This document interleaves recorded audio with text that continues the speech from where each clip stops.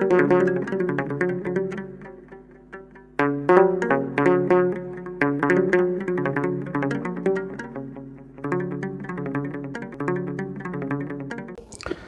አብ ወወልድ ወመንፈስ ቅዱስ አሐዱ አምላክ አሜን።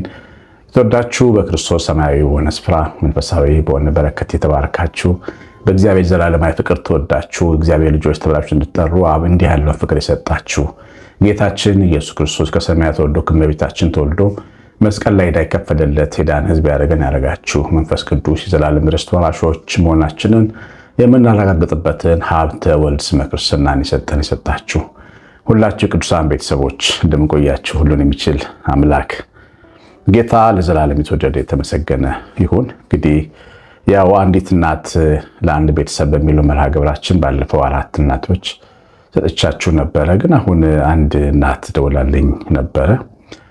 ኦክሲጅን ነው የምትጠቀመው፣ አልጋ ላይ ኦክሲጅን የምትጠቀምነች። ሳምባዋ ኦልሬዲ ብዙ የሚሰራ አይደለም። ልጆቿን በጣም ታሳድግ ነበረች። ግን ያው እንዳያችሁ ኦክሲጅን ተሸክማ የምትዞር እናት ነች እና እሷን ግን 1-4-5 ሰዎች ሆነን ብናግዛት በእነዚህ 3-4 ቀን ውስጥ ኦክሲጅን የምትሞላበት ለልጆቿ ዳቦ የምትገዛበት ነው የፈለገችው። ግን ኦክሲጅን የምትሞላበት ብናግዛት ይሄ የቤተሰብ ፕሮግራም አንድ ቤተሰብ ለአንድ ቤተሰብ የሚለው በጣም ጥሩ ውጤታማ ነው። ብዙ እናቶች በብዙ ቤተሰቦች ታግዘዋል። 50 ሰዎች 50 ቤተሰብ ስንይዝ አንድ ሰው ማገዝ ይቀላል። አንዳንድ ጉዳዮች ግን በጣም ሲሪየስ ሲሆኑ እነሱን በተለየ ሁኔታ ለማገዝ ነውና በእነዚህ 3-4 ቀናት እችን እናት ብናግዛት ምን ይመስላችኋል? 9114138 ስልኬ ላይ ዋትስአፕ፣ ቫይበር፣ ቴሌግራም ላይ እስቲ ያሳውቁኝ። እግዚአብሔር እናንተን ቤታችሁን ይባርክ። ዛሬ የምንማረው ከእግዚአብሔር ጋር መኖር ትፈልጋላችሁ የሚል ጥያቄ ነው። እርግጥ ነው የጥያቄው መልስ ምን ሊሆን እንደሚችል ሁላችንም እናውቃለን። መኃልየ ሰሎሞን ምዕራፍ 3 ቁጥር 1 ጀምሮ ያለውን ሐሳብ አነብላችኋለሁ። ሌሊት በምንጣፌ ላይ ነፍሴ የወደደችውን ፈለግኩት አላገኘሁትም። እቺ ዘማሪት ሱናማጢስ ትባላለች። ሱናማየትና ሱናማጢስ ይለያያል። እችኛዋ የሰለሞን ቅኔ የተቀኘላት ሴት ሱናማጢስ ትባላለች። ሱናማጢስ ሌሊት በምንጣፌ ላይ ሆኜ መወደውን ፈለግኩት። ጥልቅ ፍቅርን ያሳያል። ሰው በምንጣፉ ላይ ሆኖ ሌሊት የሚያስበው የትዳር አጋሩን፣ አካሉን፣ ፍቅረኛውን ወይም ባሉን ወይም ሚስቱን ነው አንድ ሰው ሊያስብ የሚችለው። በጣም ጥልቅ የሆነ ፍቅር፣ ትልቁን ይሄ ሆት የሆነውን ፍቅር የሚሰጥበት ሰዓት ሌሊት ነውና እሱ ሌሊት ላይ ሆኜ ግን የጌታዬን ፈለግኩት ነው የምትለን። እንደዚህ አይነት ስሜት የነበረው ቅዱስ ዳዊት ነው። ሌሊት አልጋዬን በእንባ ያርሳለሁ። ሌሊት አልጋውን በእንባ ውስጥ ድረስ ያለቀሰው ለእግዚአብሔር የነበረው ልክ የሌለው ፍለጋ ነበር። የእግዚአብሔር ፍቅር በጣም እያደገ ሲመጣ ሌሊት እንኳን ሲያቀር ሰዎች ይረበሻሉ፣ እንቅልፍ አይመቻቸውም። ምንጣፌ ላይ ሆኜ እኮ ነው የምትለው። አያችሁ ምንድን ያለችው? ፈለግኩት፣ ምንጣፌ ላይ ነፍስ የወደደችውን ፈለግኩት በሌሊት ምንጣፌ ላይ። ምንጣፍ ማለት በጣም የሚመች ምቹ የሆነ አልጋ ላይ ነች። ግን እግዚአብሔር ፍቅር ከምቾት በላይ ነው፣ ከለስላሳ ኑሮ በላይ ነው፣ ከነጭ እንጀራ በላይ ነው፣ ከነጭ አንሶላ በላይ ነው፣ ከውድ ሽቶ በላይ ነው። እና ቅድም ጠይቄያችኋለሁ፣ ከእግዚአብሔር ጋር መኖር ትፈልጋላችሁ ሆይ? መቼም ምን አጥቻ አትሉኝም። አለን የምንለው ነገር ቢኖረንም ይወላችሁ ምንጣፌ ላይ ሆኜ ነው ያለችው። ሌሊት ግን እንቅልፍ አልወሰደኝም፣ ፍቅሬን እፈልጋለሁ ብላ ትጮሃለች። እች ነፍስ በጣም ታስፈልገኛለህ፣ ሁሉ ነገር አለኝ ግን ታስፈልገኛለህ ማለት ነው። አንዲት ትልቅ ሴት፣ ገንዘብ ያላት ሴት፣ አሜሪካ ነገር የምትኖር ሴት ከዓመታት በፊት ደውላልኝ ነበርና ብዙ ገንዘብ እንዳላትና ግን ህይወት ምንም በቃ ባዶ እንደሆነባት እግዚአብሔር እንዴት እንደሚገኝ መገኛ አድራሻው እንደምትፈልገው ስትጠይቀኝ ነበር በስልክ። አንዳንዴ ሁሉ ነገር ኖሮ እንደዚህም በቃ ሁሉ ነገር ባዶ የሚሆንበት ጊዜ ያለ እግዚአብሔር ልጆች እና ያለ እግዚአብሔር ህይወት ባዶ ነው ማለት ነው። እንጀራ አይሆንም። ሁሉ ነገር ይሰለቻል። ሁሉ ነገር ማዕዳችሁ ሰፊ ቢሆን ሙሉ ቢሆን ይሰለቻል። በልጅነታችን አድገን ከረሜላ 5-6 ኪሎ ከረሜላ በበላሁ ብዬ እመኝ ነበር በልጅነቴ። አሁን ግን አንዲቷንም አልበላም። ሁሉ ነገር ይስተለሻል እጃችን ላይ ሲሆን፣ ገንዘብን በሉት፣ ምቾትም ቢሆን ትዳርም ቢሆን ሁሉን ነገር በማየት አንደኛ ጠቢቡ ሰለሞን ከፀሐይ በታች ያላየው ነገር የለም፣ ግን ሁሉም ከንቱ ነው ብሎ ነው የደመደመው። እና በሌሊት ምንጣፍ በምቾት ላይ ሆነው ሰዎች እግዚአብሔርን መፈለግ እንደሚፈልጉ ያሳያል። ፈለግኩት፣ አላገኘሁትም፣ እነሳለሁ፣ ከተማይቱንም ዞራለሁ፣ ነፍስ የወደደችውን በጎዳናና በአደባባይ እፈልጋለሁ። ፍለጋችን አንዳንድ ጊዜ ልክ ላይሆን ይችላል። እንፈልገዋለን አይደል? እግዚአብሔርን ግን ፍለጋሽ እንዴት ነው? እንፈልገዋለን? ተግባራዊ ነው ወይ ፍለጋችን? እግዚአብሔር ጋር ለመኖር የምትፈልጉ ሰዎች እግዚአብሔር ጋር ለመኖር መፈለጋችሁ መታወቅ አለበት። ያያችሁ ሁሉ ማወቅ አለበት። ቤተሰብ ማወቅ አለበት። የነሳ አባቶቻችሁ ማወቅ አለባቸው። የእግዚአብሔር አገልጋዮች ማወቅ አለባቸው። መንገድ ላይ የሚሄድ ሰው ሳይቀር ከእግዚአብሔር ጋር የመኖር ፍላጎት ያላቸውን ሰዎች ያውቋቸዋል። መንፈሳዊ መሆናቸው እና የሚታወቅ ምልክት አለው። መመኘትና መፈለግ ግን ይለያል። ከእግዚአብሔር ጋር በሆን እንደ ደስ ይለኝ ነበረ ማለትና እሆናለሁ ከዚህ በኋላ ኑሮዬ ከእሱ ጋር ነው ብሎ መወሰን በጣም ይለያያሉ። አሁን ምንድነው የምንማረው? ስለዚህኛው ውሳኔ ነው። ግን የፈለገችው ጎዳና ላይ አደባባይ ላይ ነው። እግዚአብሔር ሁሉም ቦታ አለ፣ ግን ደግሞ በተለየ ሁኔታ ክብሩ የሚነገርበት ስሙ የሚቀድስበት ቦታ ደግሞ አለ። ጎዳና ላይና አደባባይ ላይ አይገኝም። እግዚአብሔር የራሱ የሆነ ስፍራ አለው። እግዚአብሔር ልጆች እና የምትፈልጉት ዝም ብሎ በየመንገዱ የምትሄዱ ሰዎች በየአዳራሹ ትገባላችሁ፣ በየቦታው ትፈልጋላችሁ። እስካሁን ነፍሳችሁ እረፍት ያላገኝ ሰዎች አላችሁ። እረፍት አንድ ጊዜ ወጣት ልጅ ነች፣ የዛሬ 7 ዓመት ይመስለኛል። አንድ ቢሮ ሰራ ነበር፣ ፈልጋ መጣች እና ልጅቷ የፕሮቴስታንት እምነት ተከታይ ነች። ወጣት ነች። ትንሽ እግዚአብሔር ቃል እዛ አካባቢ ያለውን ዶግማ ለመማር የሞከረች ይመስለኛል ከንግግሯ። እና ምን አለችኝ?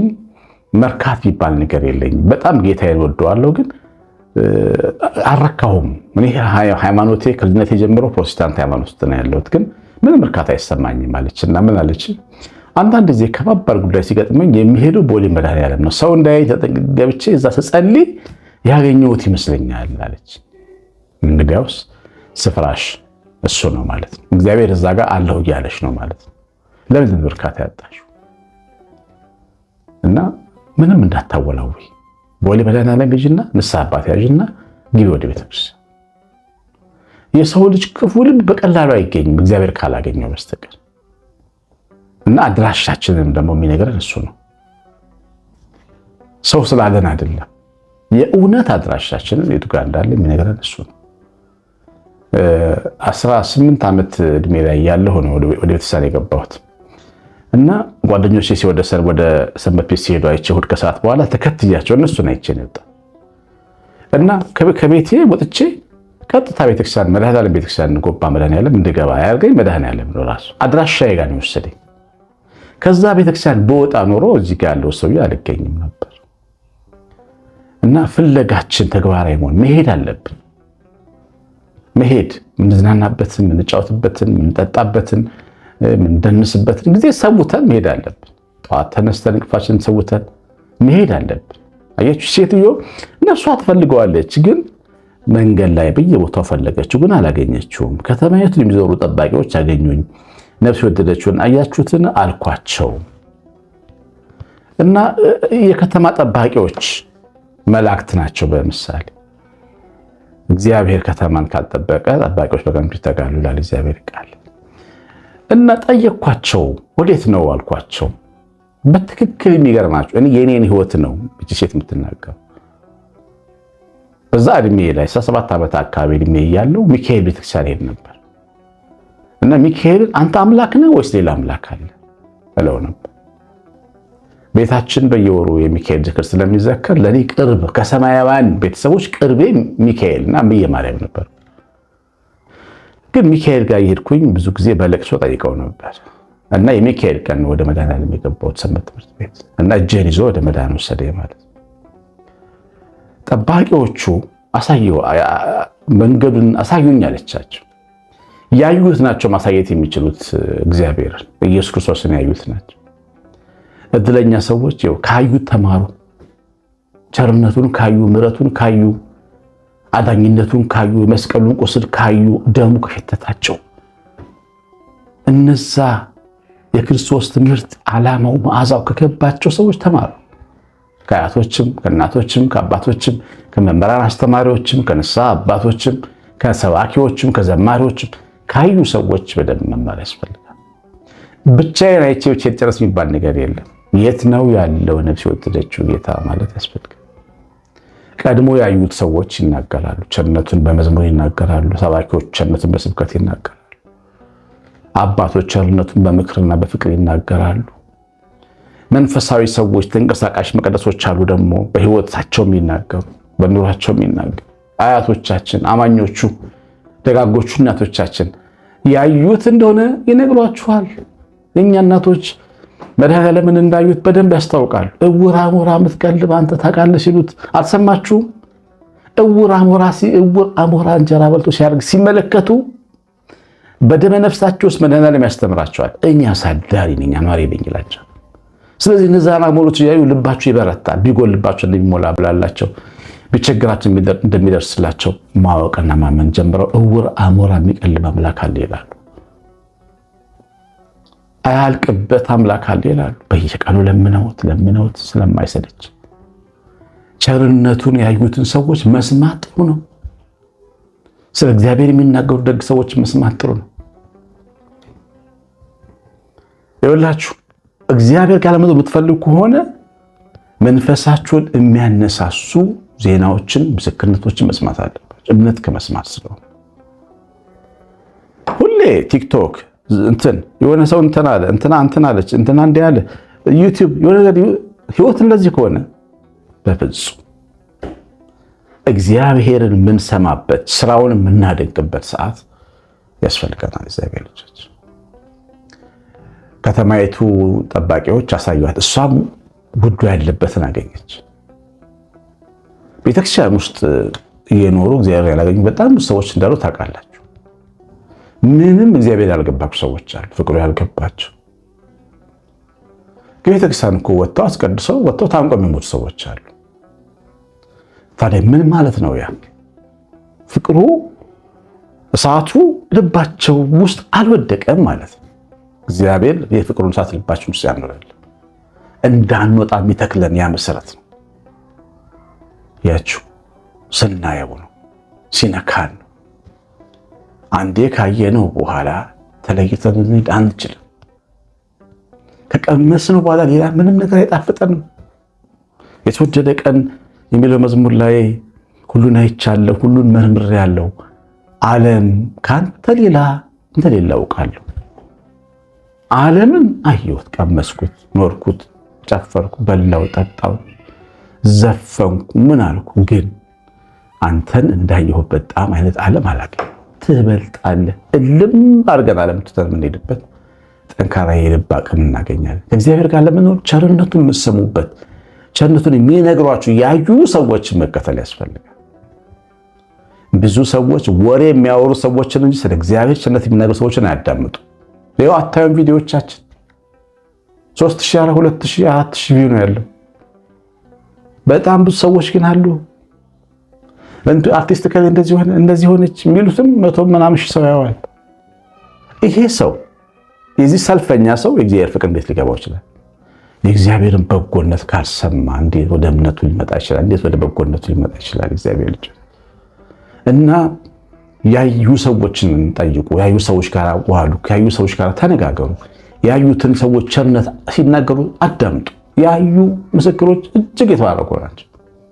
እኛ እንደሰማ እንዳየን እንናገራለን እንደተባለ የሰማኑን በልቦናችን ጻፍልን። እግዚአብሔር ቸርነት የሚሉታችን ራይት በረከት የሚላ ጥበቃ አብሮን ይሁን። ትምህርቱ ላይ ኮሜንት አድርጋችሁ ላይክ በተን ተጭናችሁ ኦክሲጅን ያለችውን የእናት ጉዳይ እንደው አትርሱ። 09114380 ስልኬ ነው።